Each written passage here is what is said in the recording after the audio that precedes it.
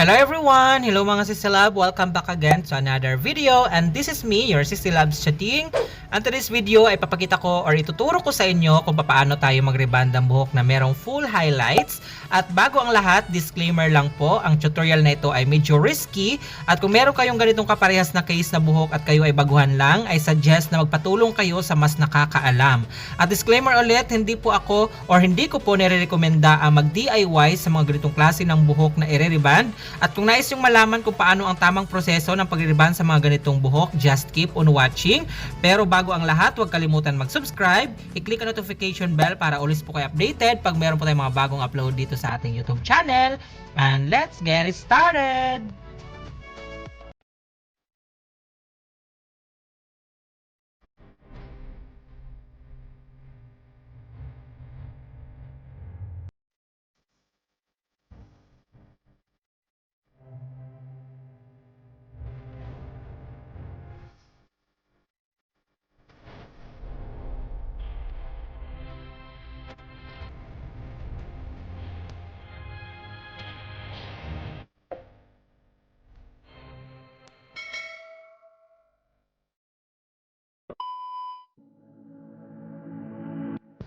Alright mga sisilab, so after natin ma-analyze ang buhok ng ating client, ngayon ay proceed na po tayo sa ating first step, which is the application. So dito mga sisilab, sundan nyo na lang po kasi ito ang pinaka-importante sa lahat, ang application, dahil ito pong client's hair po natin is naka full highlights.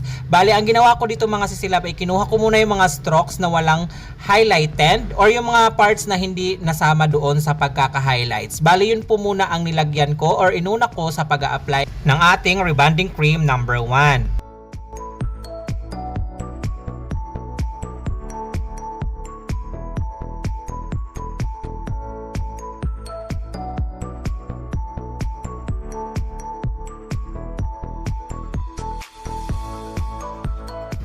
So bali, ang gagawin natin na technique dito mga sisilab ay para rin po tayo nag-highlights. Mag-i-slice po tayo ng buhok at kukunin lang po natin yung mga parts na hindi nasama doon sa pagkaka-highlights. Then yun muna ang unahin natin applyan. Bali, yung may highlighted na part, iiwan muna natin. So kung magtatanong po kayo kung ano po ang ginamit ko dito na pang-reband, ang ginamit ko na pang-reband is yung Bremode Keratin Silky Straight.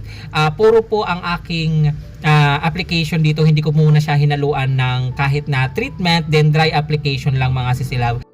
At hindi ko muna binaba yung rebanding cream 1 doon sa may pinakababang parts mga sisilab, dahil kung mapapansin nyo, yan po ay previously full bleach.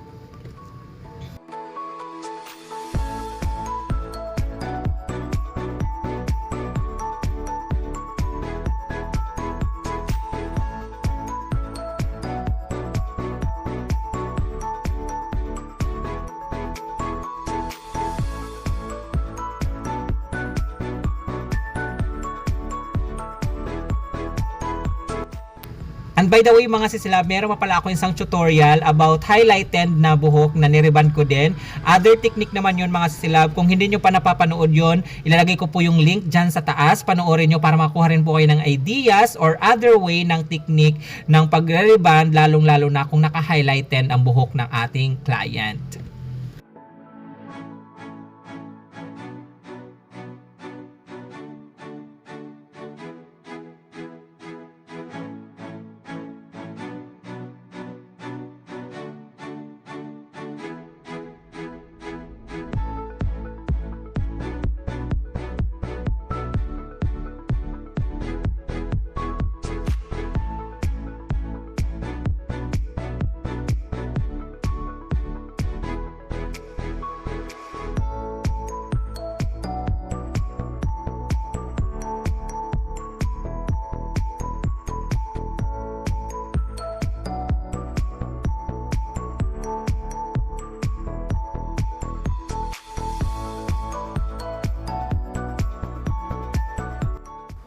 So ito mga sisilab, kung mapapansin nyo, hindi ko muna isinabay yung babang parts dahil yan po ay naka full bleaching.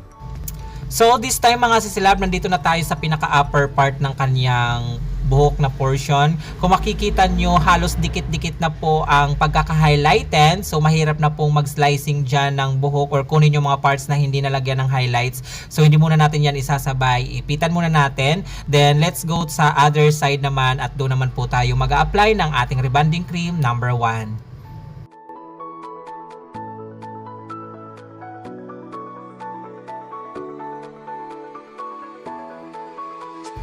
So, ganong technique din po ang gagawin natin dito sa mga sides niya, mga sisilab, kagaya nung dun sa likod na ginawa natin. Kukunin muna natin yung mga parts na hindi nasama doon sa pagkaka-highlights. So, yung mga highlighted parts, iiwan muna natin yan para pag naluto na yung mga inuna natin in-applyan ng rebonding cream number 1, mamaya pag nag-retouch po tayo ay sama-sama na natin silang a-applyan.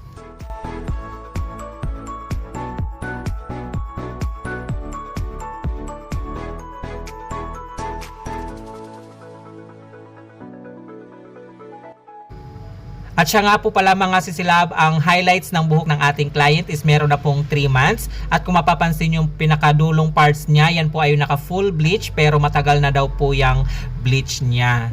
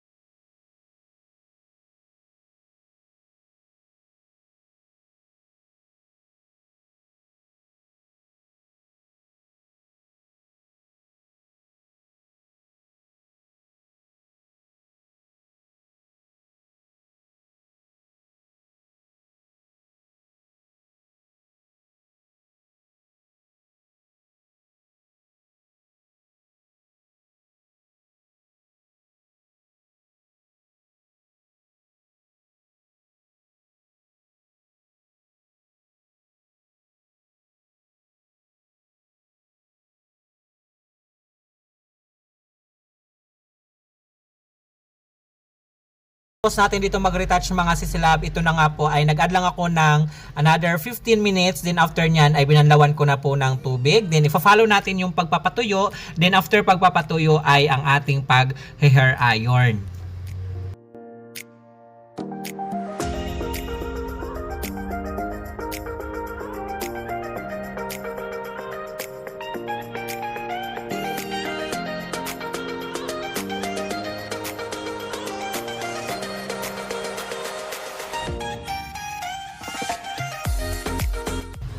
Then, ito na ang kanyang itsura mga sisilab after natin siyang mabanlawan at mapatuyo. As you can see, hindi naman po siya talaga na-damage at kung mapapansin nyo ay napaka-silky na niya tingnan. Then, kahit pa paano ay nag-straight na rin po ang kanyang buhok. And so far, so good naman po ang ating naging application sa ating rebonding cream number 1. Then, ipo-follow na po natin ang ating pag-hair iron. Siyempre, ang pagpaplansya din, section by section, as usual mga sila po, paano po tayo magplansya ng buhok ng ating client. Just to make sure na may straighten talaga ang kanyang hair, then maging shiny and smooth na rin. At ang temperature na ginamit ko lang dito mga sisilab is 180 degrees Celsius lamang po. Hindi na po ako gumamit ng sobrang init dahil naka-highlighten po ang buhok niya para maiwasan po natin na masunog or mag-dry ang kanyang buhok. Lalong-lalo na sa parts na naka-bleach.